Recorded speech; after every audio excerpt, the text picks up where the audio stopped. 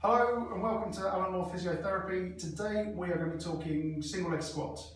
So single leg squat for us as physios is a really good diagnostic tool. Helps us to see what happens at the hip, the knee and the ankle when we weight bear and go through a range of movement.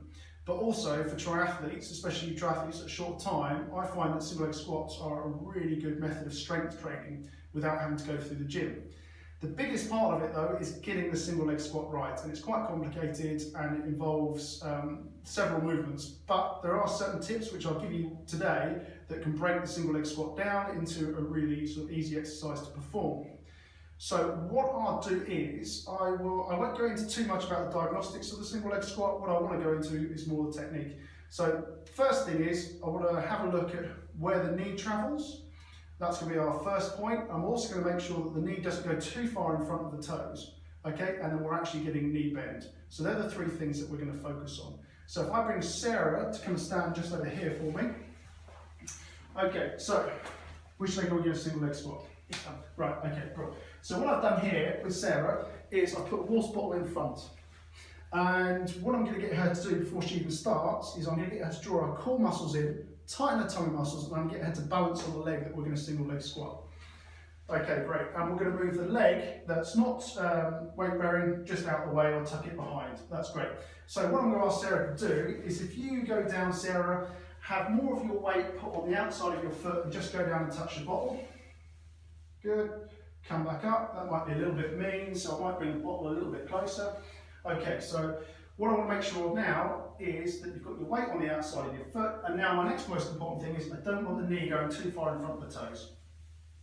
Good, come back up. That's great. And now I want you to see, I'm going to come around the other side just to make sure that your knee is going in line with your big toe. Okay, down you come for me. Brilliant. And now I want you to repeat three of them, if that's okay. One more.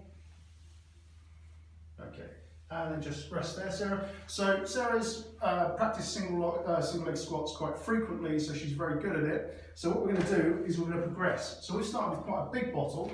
So now we're going to get a smaller bottle and see if we can challenge Sarah a little bit more. Okay, away you go. If you give me another three, that'd be great.